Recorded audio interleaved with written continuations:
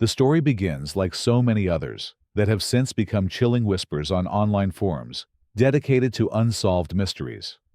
A group of friends, college students on break, eager for adventure, decided to take a weekend trip into the mountains. Their names would eventually become etched into local lore: Maya Johnson, Ethan Clark, Rachel Hayes, Daniel Ortiz, and Sophie Brooks. In the spring of 2002, they were all between the ages of 20 and 22, attending the same university in northern Colorado. They were intelligent, energetic, and by all accounts inseparable. Each one came from different backgrounds, but together they seemed like the kind of group you'd expect to see in glossy university brochures. Laughing in the quad, gathering for study groups, making spontaneous road trips. The plan was simple: drive out to the Blackpine Mountains, a stretch of rugged, often overlooked wilderness, about 3 hours from campus. It wasn't a heavily trafficked destination like the Rockies or Estes Park. That was the appeal.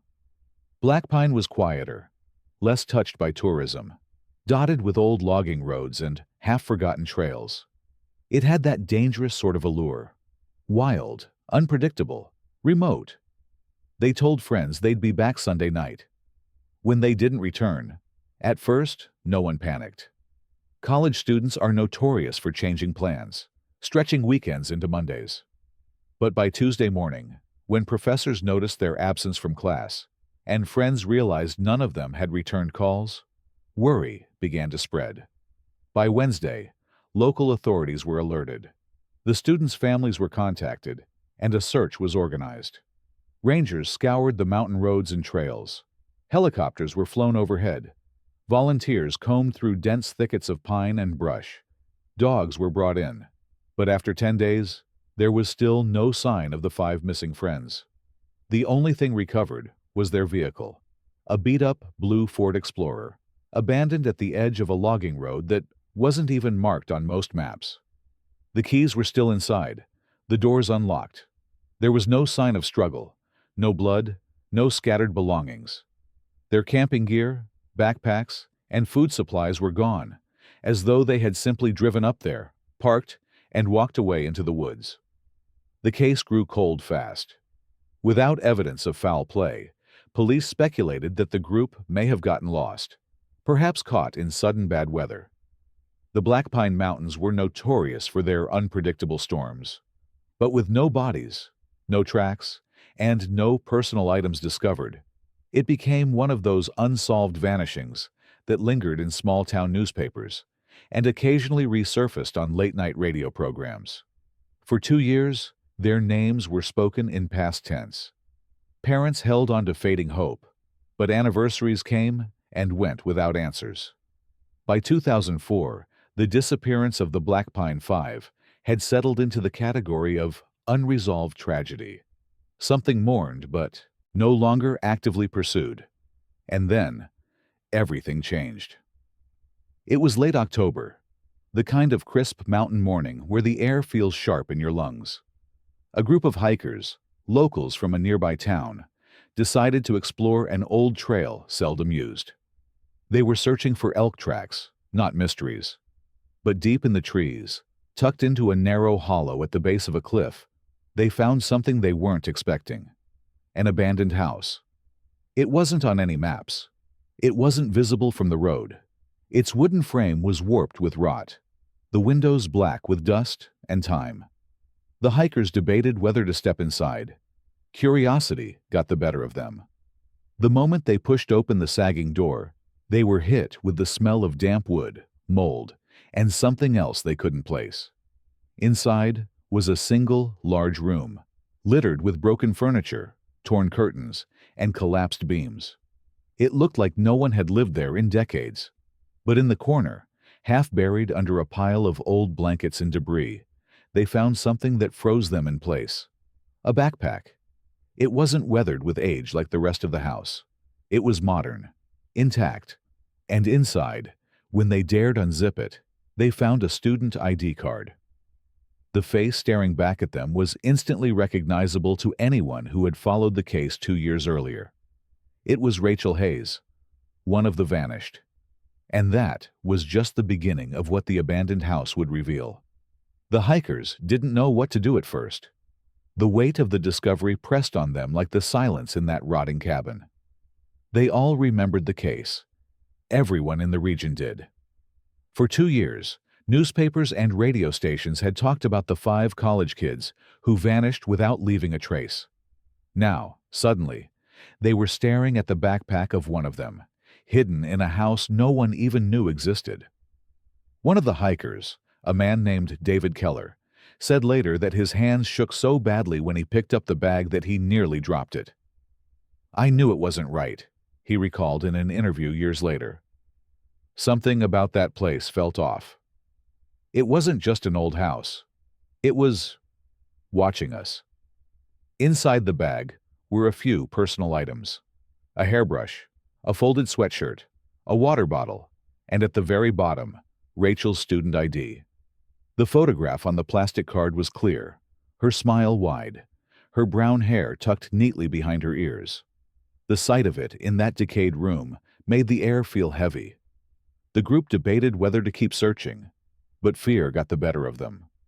They left quickly, hurrying back to the trailhead. That afternoon, they turned the bag over to the local sheriff's office. Within 24 hours, news broke across Colorado. Evidence from the Blackpine 5 had been found. Detectives descended on the house with crime scene technicians. What they discovered inside pushed the case out of the realm of a tragic mystery and into something much darker. The first strange detail was that the house, though visibly decaying, showed signs of recent use. In one corner, tucked against the wall, was a rusted camp stove. The ashes inside it were only lightly damp, as though someone had used it not long ago. A pile of wood sat neatly next to it, chopped and stacked, in contrast to the wreckage of the rest of the building. There were also footprints in the dust. Investigators crouched over them, taking photographs, measuring the imprints. They didn't match the boots of the hikers who had first entered. These were older, smaller, but still sharp enough to suggest they had been made weeks, not years, earlier. And then came the discovery that unsettled even the most seasoned deputies. In the back of the house, behind a door that had nearly rotted off its hinges, was a narrow staircase leading down to a cellar. The smell hit them first: damp earth, mold, and something sour that clung to their clothes long after they left. The cellar was small, with stone walls slick with moisture. At first, it appeared empty, but against one wall was a crude wooden shelf, and on it sat several items: a metal thermos, a flashlight with corroded batteries, and a Polaroid camera. The camera still had a cartridge in it.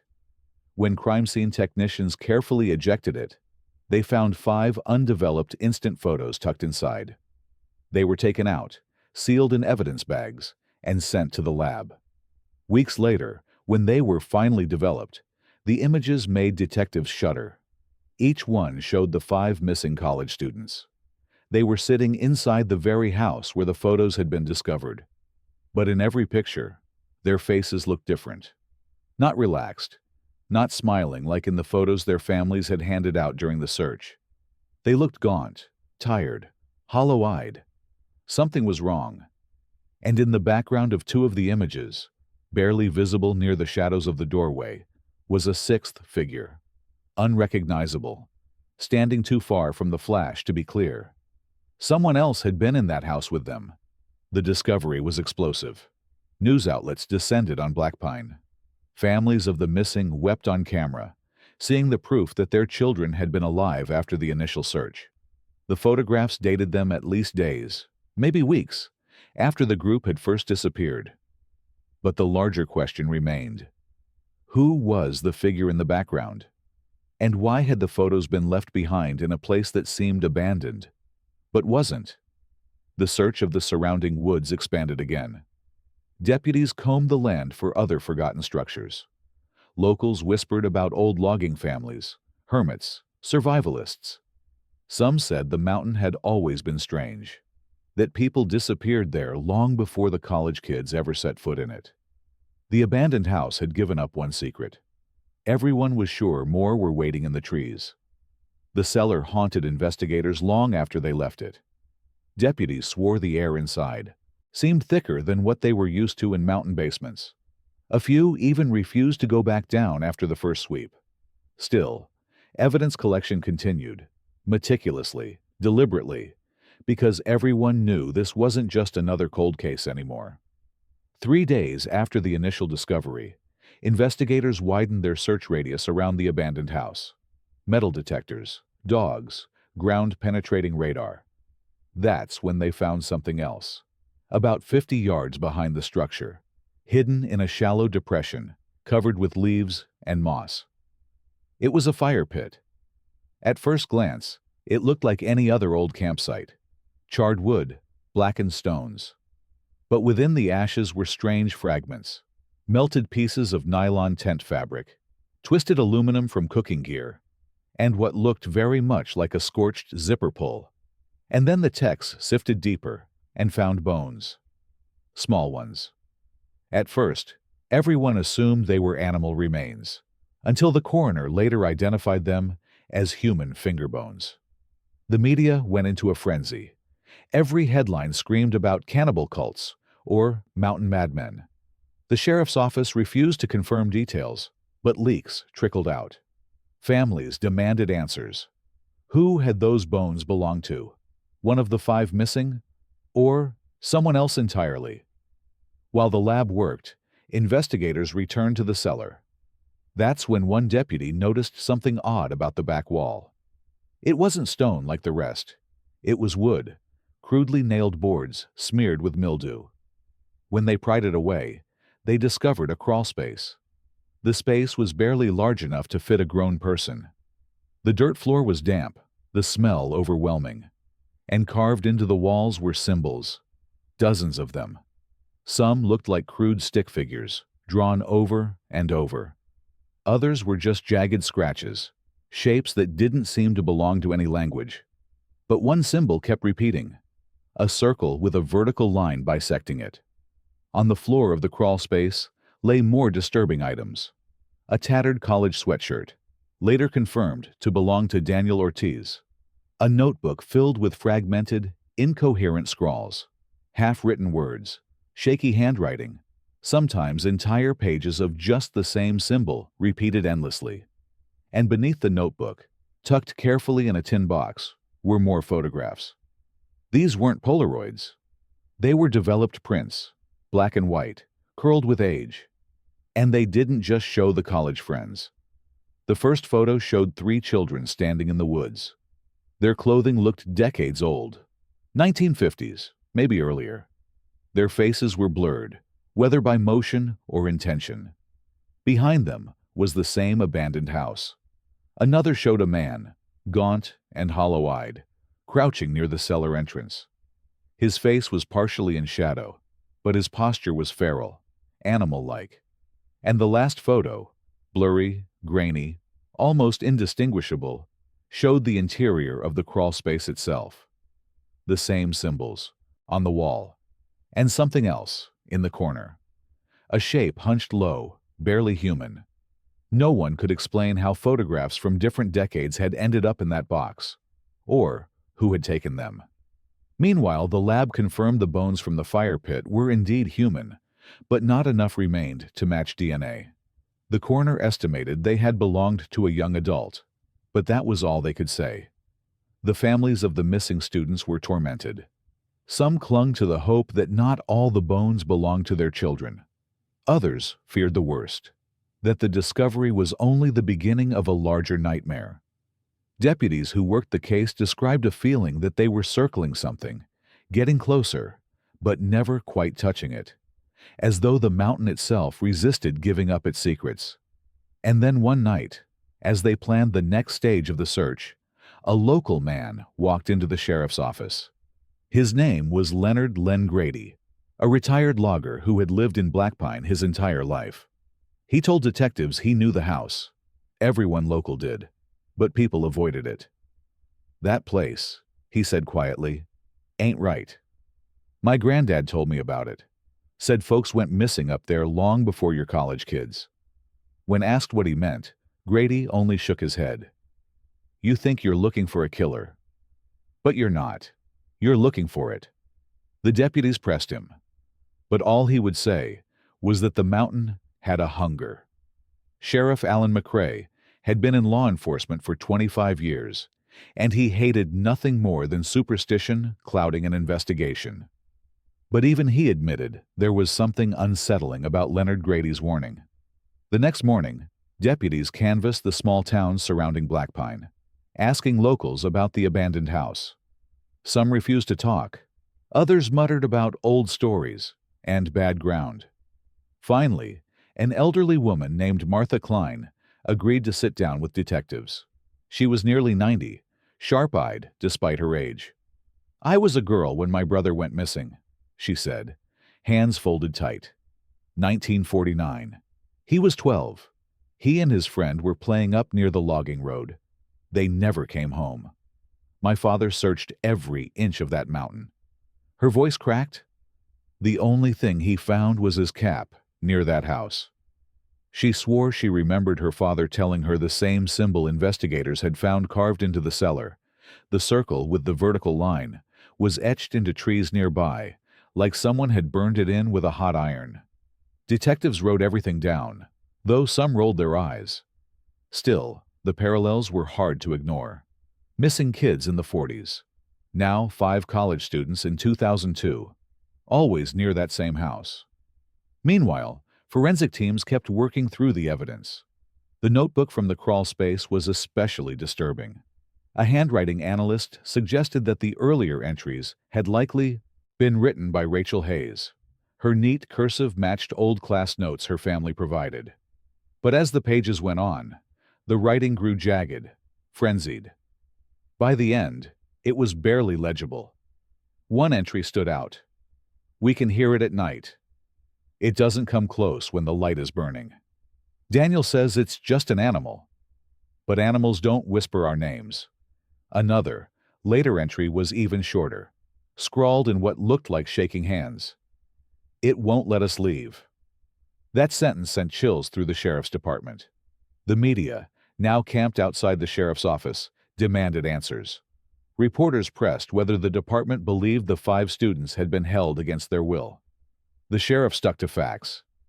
Evidence suggests the group was alive for some time after they were reported missing. We are pursuing all leads. But behind closed doors, the deputies traded worried looks. Then came the biggest revelation yet. A lab technician, running the photographs through analysis software, enhanced the blurry image of the 6th figure standing behind the group in the Polaroids. The enhancement revealed more detail than anyone expected. The figure was tall, thin. The face was obscured, either by shadow or something covering it. But what caught everyone's attention were the hands. The figure's fingers were unnaturally long, inhumanly so. When the image was shown to the sheriff, he muttered, "That's no logger." Despite his skepticism of local legends, Sheriff McRae couldn't deny that something didn't fit. If this was just a kidnapper, where was the motive? Where was the ransom? Why let the group live long enough to be photographed, then vanish without a trace? Detectives began pulling old missing persons files. They were shocked by how many cases clustered around Blackpine over the decades. Hikers, hunters, children, drifters. Most never made the news beyond a small blurb. But together, they painted a grim picture. And in more than one file, survivors of close calls described hearing whispering voices in the woods. Some swore they had seen strange symbols carved into tree trunks. By early November, the investigation had taken on a grim momentum. Deputies camped near the house, setting up motion-activated cameras, watching the trails. Locals shook their heads, warning that the mountain doesn't like to be watched. For a week, nothing happened. The cameras caught nothing but wildlife. Deputies rotated shifts, drinking coffee, growing bored. Then, on the 8th night, at 3:17 a.m., one of the cameras triggered. When the footage was reviewed the next morning, deputies went pale. The camera showed the trees swaying in the wind, the abandoned house looming in the background. Then, For less than 3 seconds, a shape crossed the edge of the frame. Tall, lanky, moving too smoothly, too quickly to be human. And just before it vanished into the trees, the infrared picked up the gleam of two reflective eyes. When the footage was first reviewed in the sheriff's office, no one spoke. Deputies exchanged glances, waiting for Sheriff McRae to be the voice of reason, to dismiss it as a trick of the light, a bear, anything that would fit into the world they knew. But McRae just stared at the paused frame. The shape was grainy, indistinct, yet undeniably humanoid. Too tall, too fluid in its stride. And those reflective eyes, they weren't the flat glint of an animal. They looked straight at the lens. "Delete it," one deputy muttered. Another said, "No, we need to release it." The families deserve to know. McRae raised his hand. "Nobody says a word. Not until we figure out what the hell we're looking at." But the secret didn't hold for long. A young officer, unnerved by what he'd seen, quietly leaked a still frame to a friend in the media. Within 48 hours, tabloids ran headlines like "Monster Stalks Blackpine Woods" and "Sheriff Hides Evidence of Mountain Creature." The department was furious. McRae publicly denied the image was authentic, calling it a doctored hoax. Privately, though, he called in state officials. The case was spiraling beyond the capacity of his small rural office. Meanwhile, families of the missing students clung to hope that the strange figure was connected, that maybe their children had been taken by some survivalist or recluse still living in the mountains. But the photographs of the students told another story. Their faces weren't just frightened. They were deteriorating, pale, sunken. A forensic pathologist, studying the Polaroids, suggested the students had been malnourished. "They were alive," she said grimly, "but not well. If these were taken weeks after the disappearance, someone was withholding food, maybe keeping them trapped." Then came another chilling development. A deputy combing through older files noticed something buried in a 1972 case report. 2 hunters had vanished near Blackpine that year. Their truck was later found abandoned, eerily similar to the students' Explorer. Searchers recovered no bodies, but they did find the hunter's camera. Inside were undeveloped film rolls. When processed, the photographs showed the men grinning at a trailhead, posing with rifles. Then the shots turned strange. Pictures of the woods at night, blurry images of something tall, half seen between trees. The last frame was almost identical to the Polaroids found in the abandoned house. A dim interior, scrawled walls, a blurred figure in the background. It was as if the same nightmare kept repeating itself. By now, tension in the department was running high.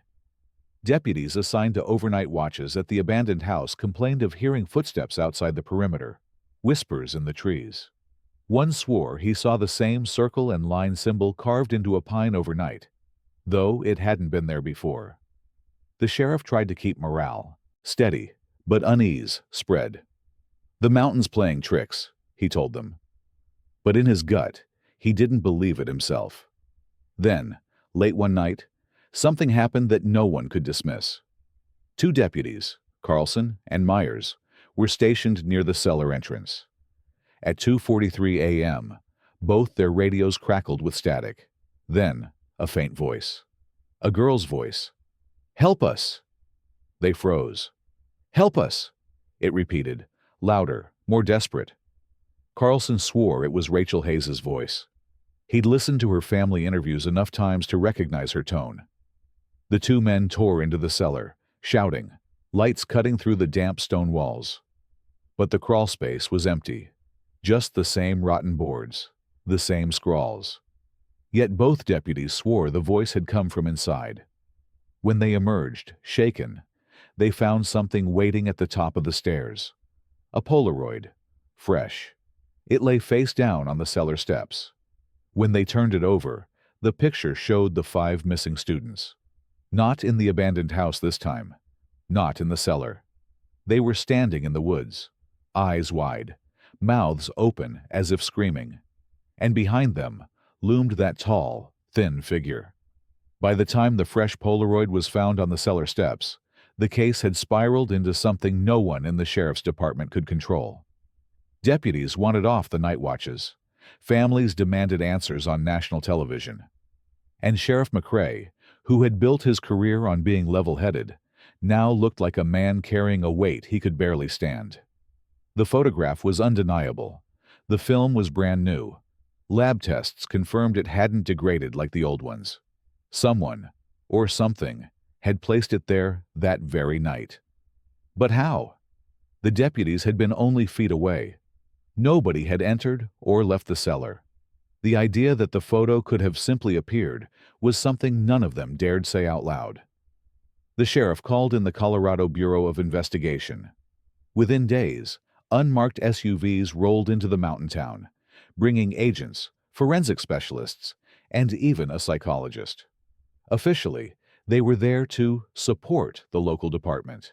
In reality, they were taking control. The families were invited to a closed-door briefing. When the sheriff showed them the Polaroid, the room broke into sobs. Ethan Clark's mother collapsed, clutching the photo to her chest. Sophie Brooks's father slammed his fist against the table, demanding to know why they hadn't found their children sooner, why it had taken 2 years to uncover any evidence. "They were alive!" he shouted, tears streaming. "You let them die out there." McCrae had no answer. Meanwhile, investigators broadened the search around the abandoned house. Cadaver dogs led teams deeper into the forest, circling a stretch of ridge where the trees grew unnaturally dense. That's where they found it. Another symbol, freshly carved into bark. The same circle with a line. But this time, there were 3 of them in a row, cut so deep that sap bled down like old wounds. Locals began whispering again, emboldened by the chaos. Old stories resurfaced, about hunters who vanished, about families who warned their children never to wander near Blackpine. Some claimed there was something older than the town itself in those woods, something that took people as an offering. "It keeps the mountain fed," one man muttered to deputies, before refusing to say more. As if to prove the story's true, one of the surveillance cameras near the ridge captured another anomaly. At 4:12 a.m., the feed showed the forest perfectly still. No wind, no wildlife. Then the audio spiked. A low hum filled the speakers, vibrating so deeply it rattled the equipment. And just before the feed cut to static, a face appeared. Not fully human. Pale, mouth too wide, frozen in something between a grin and a scream. It filled the lens for less than half a second before the screen went black. The tech swore the camera had been physically intact. No damage, no tampering. But the image burned itself into everyone's memory. For the first time, Sheriff McCrae admitted something he had been resisting. "We're not dealing with a man. We're dealing with... I don't know what. But it's been here longer than us." That night, he considered pulling everyone off the mountain. But before he could make that decision, another event shook the town. A hiker stumbled into the ranger station on the edge of Blackpine. She was disoriented, clothes torn, feet blistered raw. Her name was Claire Donovan, a solo backpacker who had been missing for 3 days. When medics tended to her, she clutched at their sleeves, begging them not to let her sleep. "It waits until you're asleep," she whispered. "That's when it comes." She told investigators she had been camping 2 miles from the abandoned house. On the second night, she woke to voices outside her tent. Not one voice. Many. Whispers, chanting her name. She fled, running through the trees until dawn. She remembered collapsing, hiding, then wandering aimlessly until she reached the station. When asked if she had seen anyone, she shook her head. Not anyone. Something her final words chilled everyone in the room. It had their faces. All of them. The students. I saw them. But their eyes weren't right. The sheriff wanted to dismiss it as trauma-induced hallucination. But the detail stuck with him, gnawing at him in the dark hours of the morning. If Claire really saw the missing students, what did that mean? Were they still alive? Or had the mountain already claimed them and left something else behind in their place? The case was no longer local. By the summer of the third year, the Blackpine investigation had grown into something that drew in journalists, folklorists, even amateur ghost hunters. Satellite trucks lined the edge of town, their dishes pointing skyward, while inside the sheriff's office, the walls were plastered with maps, photos, and cryptic notes. But the deeper investigators dug, the stranger it became. A historian from Denver, Dr. Laura Keene, arrived after hearing whispers of the symbols carved into trees. She flipped through the evidence photographs like a woman recognizing an old scar. "This isn't random," she said. "You're looking at a warding mark. Old as the earliest settlers, maybe older." According to her research, the Blackpine region had long been associated with disappearances. She produced brittle newspaper clippings from the early 1900s. 3 trappers lost in winter, a family of 5 gone without a trace, a group of railroad workers who never returned from surveying the ridge. Each story had been buried in small-town papers, dismissed as accidents or wilderness hazards. But every one of those incidents occurred within a few miles of the abandoned house. And each mention came with strange side details: scratched circles on doors, livestock found drained of blood, children claiming to hear singing from the woods. What chilled the room most was a diary excerpt from 1896.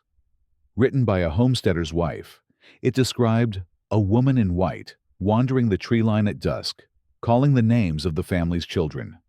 The children later vanished. Only the eldest son was found, wandering, incoherent, muttering a phrase over and over. "It wears their faces." The sheriff stared at the words until they blurred. Claire Donovan's testimony echoed back to him. It had their faces. All of them. Meanwhile, the forensic team made another disturbing discovery in the cellar of the abandoned house. Beneath the rotting floorboards, they uncovered a bundle of personal effects: jewelry, wallets, scraps of clothing. Many items matched the missing students. But alongside those were much older things: rusted belt buckles, tarnished coins, and a child's shoe from the 1940s.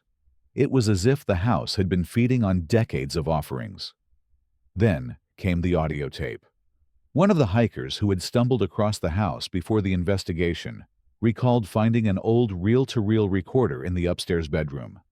They hadn't touched it, assuming it was junk. When investigators recovered it, the tape inside was brittle, nearly disintegrated. Still, the lab managed to salvage fragments. The recording was scratchy, filled with static and wind noise, but a voice emerged, faint, male, terrified. "It comes at night. Not human. Don't follow the singing." Then, layered beneath his words came something else.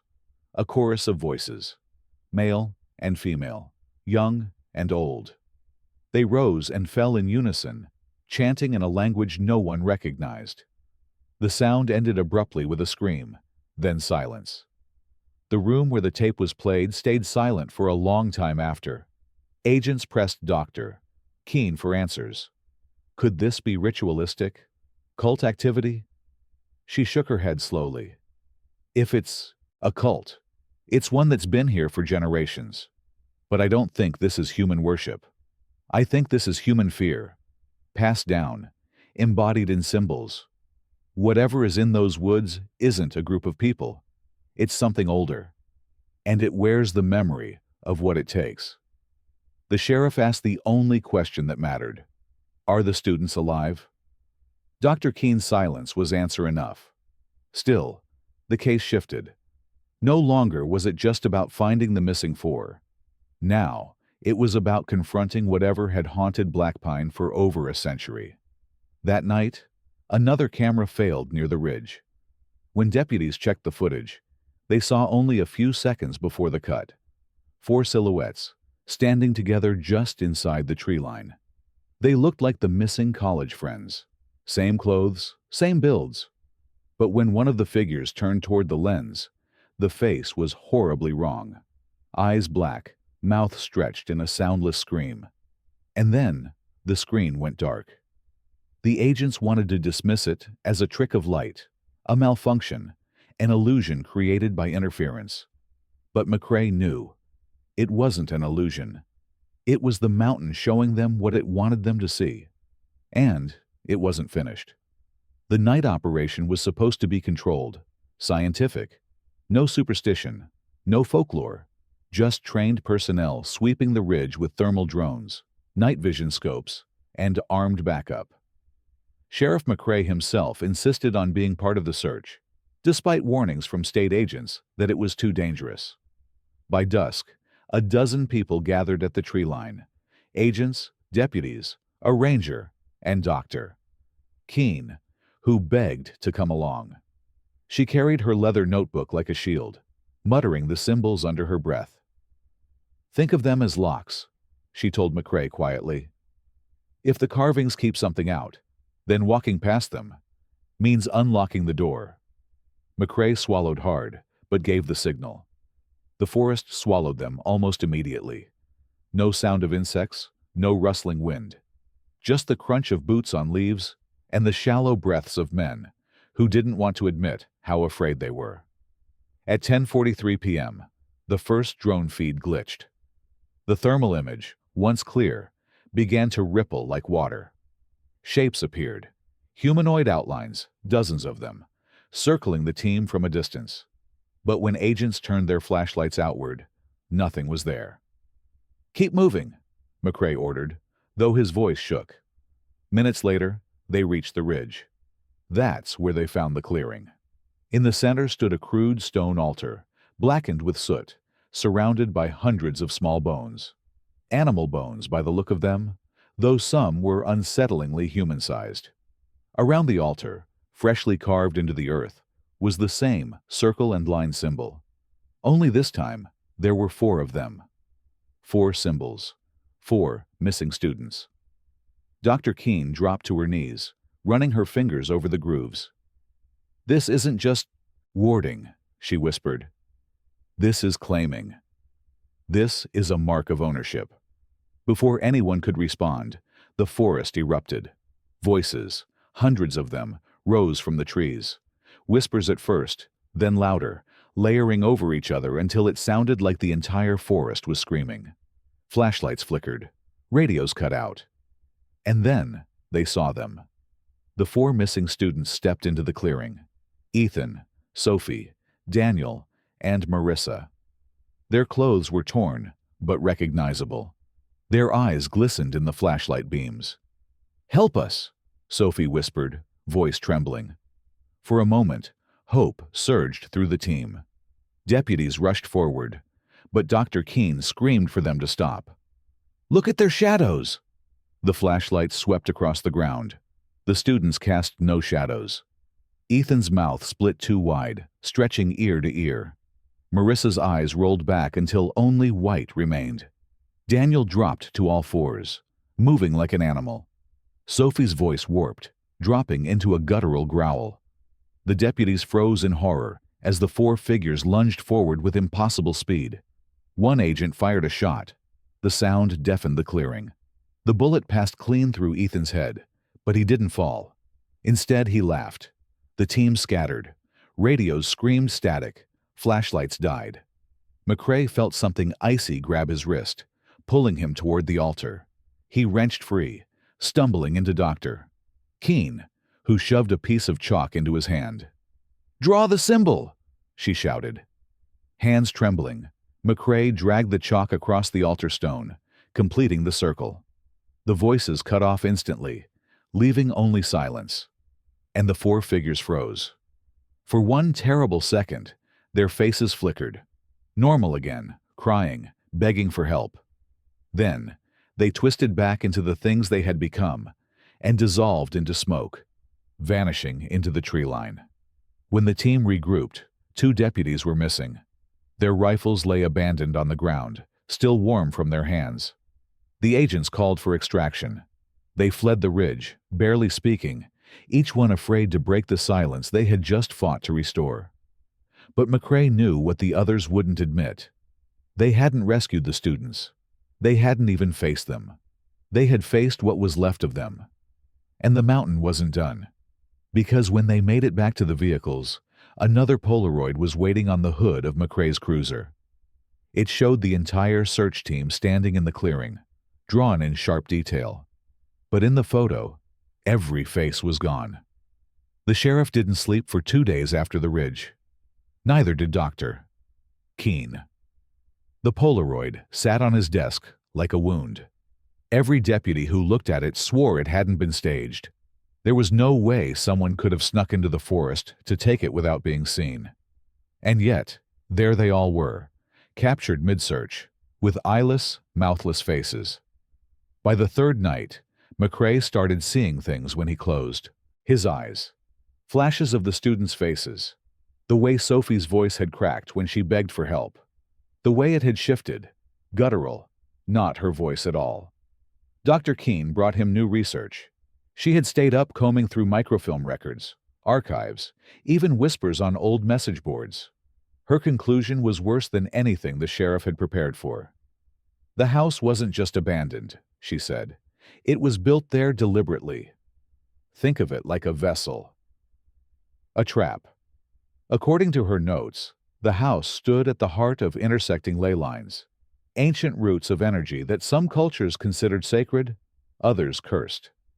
The families who first settled Blackpine didn't stumble onto it by accident. They constructed it to hold something inside. What if, she asked, the house wasn't where it lived, but where they put it? McCrae didn't answer. He couldn't. The missing deputies from the night search were still gone. Rescue teams combed the ridge, but all they found were boot prints that simply ended in the middle of a clearing. No sign of struggle, no blood, no bodies. Meanwhile, reports trickled in from locals. Farmers claimed their livestock had gone missing. A couple camping near the base of the mountain swore someone walked past their tent whispering their names all night. One man turned up at the sheriff's office barefoot, shaking, insisting his brother had been taken by the white woman. McCrae wanted to laugh it off. But when he checked the log, he realized the man's brother was one of the deputies who had vanished on the ridge. The federal agents pushed for containment, shut down trails, post guards, seal off the house. But the sheriff knew walls wouldn't stop it. The mountain itself was infected. Then came the break. In the cellar of the house, forensic techs discovered a hidden crawlspace beneath the stone foundation. Inside were objects that didn't belong to any one time. A rusted musket, a child's rag doll with glass eyes, a priest's Bible from the 1800s, a blood-stained U.S. Army jacket. And scattered among them, dozens of Polaroids, dating back decades, even before Polaroid technology existed. The images showed people, always groups, always standing in front of the house, and always with blurred, distorted faces. Dr. Keene studied them until her hands shook. "It's not killing them outright," she whispered. "It's taking them, piece by piece. Their voices, their faces, their lives. Feeding on them until nothing human remains." McCrae stared at the piles of belongings. "So, what happens to them in the end?" She looked at him, her eyes wet. "They become part of it." As if to prove her point, the radio on McCrae's desk crackled to life. Static filled the room, followed by a voice. It was Ethan Clark, the missing college boy. His voice clear, desperate. "Sheriff, please, please find us. It's so dark here. We're not dead. We're waiting." Then another voice cut through. Lower, older, layered beneath Ethan's. "Come and see." The line went dead. That night, McCrae drove up to the mountain alone, ignoring every protocol. He parked near the tree line and stared into the dark. And for a moment, he swore he saw them. 4 figures standing by the abandoned house, waving him forward. But when he blinked, they were gone. The sheriff knew one thing now. There would be no peace until he went back into that house and faced whatever had been sealed there generations ago.